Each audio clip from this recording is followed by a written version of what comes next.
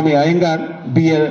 मित्तार, DP. Khetan, वो तमाम विभूतियां जिन्होंने हम सबको एक ऐसा दस्तावेज दिया जिससे हम भारत के जो गतिविधियां हैं उस सबको नियंत्रित कर सकें, उसके नागरिकों को एक सम्मान दे सकें।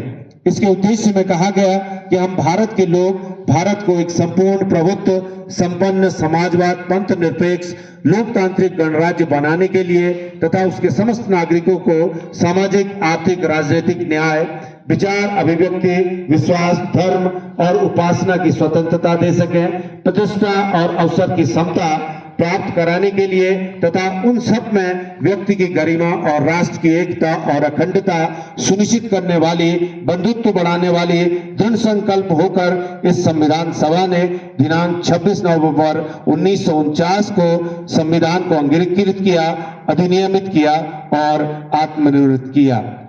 भारतीय पहचान हम सब की जो भारतीयता है उसकी पहचान हमारा राष्ट्रीय ध्वज 22 जुलाई 1947 को इसे अपनाया गया, जो 3:2 के रूप में केसरिया हरा और सफेद रंग लिए है। और आज माननीय कुलपति जी आज हमारे कुमाऊं विश्वविद्यालय परिवार में झंडा फहराकर हम सबको एक नई ऊर्जा और एक नई प्रेरणा देने का काम करेंगे। गणतंत्र का संस्कृत में मतलब है गण माने पूरी जनता और तंत्र माने प्रणाली, यानी जनता द्वारा नियंत्रित प्रणाली। हालांकि भारत में पाणिनि ने इसकी व्याख्या की और वैशाली को विश्व का पहला गणराज्य माना गया है।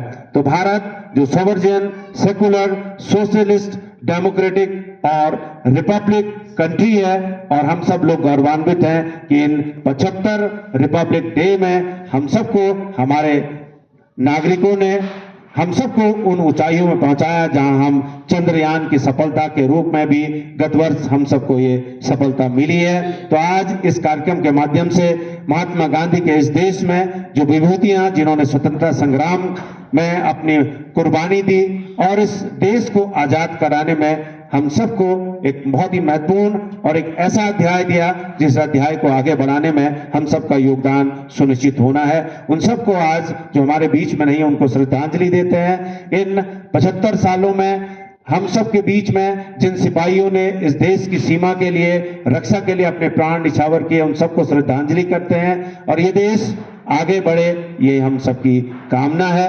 और इस कामना के साथ कि आज इस दिवस में एक नई ऊर्जा हम सबको मिले, यही हम सबकी कामना है।